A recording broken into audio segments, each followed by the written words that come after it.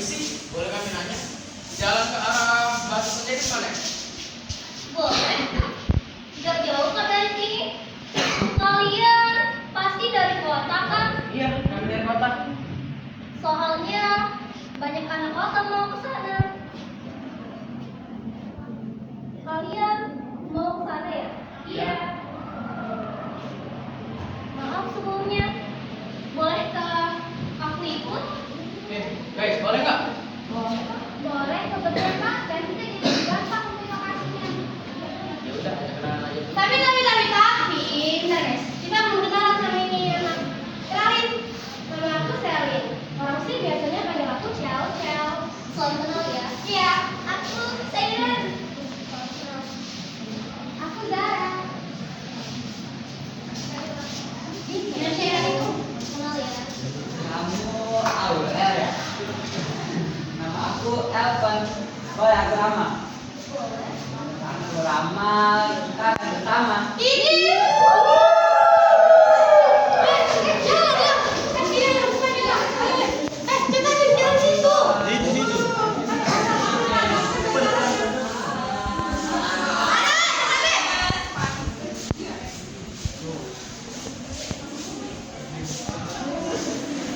Ya udah, mana lagi nih?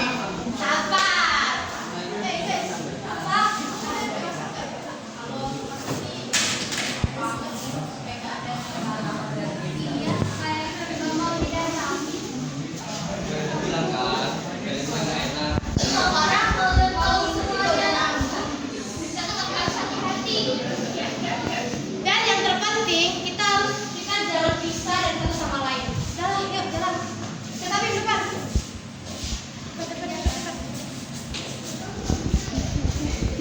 Cepat.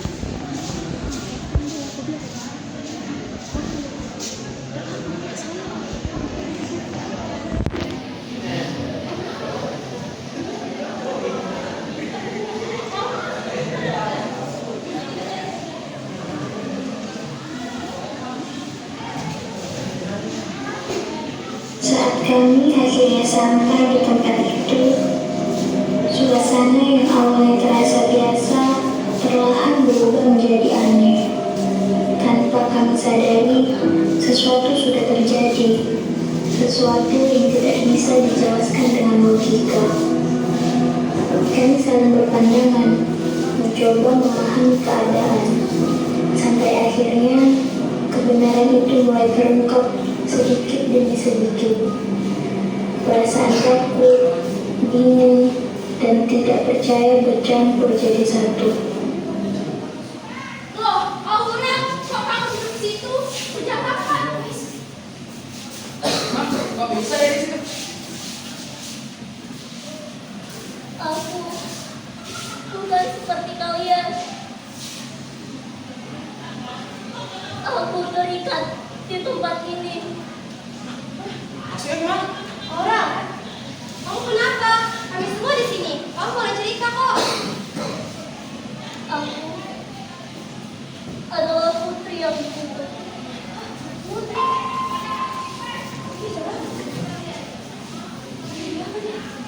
Ini nyata.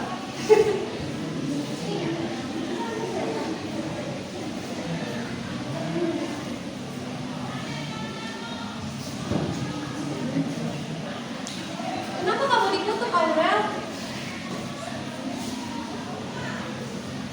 Jangan menangis. Dia kenapa nangis? Nggak tahu, kenapa dia menangis ya? Tapi jangan sekarang, mana ada lah putri dikutuk. Emang ada apa sih? Nggak perlu kan? Gak tahu aku. Soalnya kan kita baru ketemu kan di sini. Benar, Kak. Ada solusi untuk menyelamatkannya. Tapi solusi ini tidak mudah. Apa yang harus dilakukan? Aurel harus makan timun mentah sebelum terjadinya matahari tenggelam. Tapi kami tidak membawa timun, Nek. Tenang, Nenek ada timun untuk Aurel. Makanlah ini. Aku yakin ini bisa membuat kamu tertarik. Tapi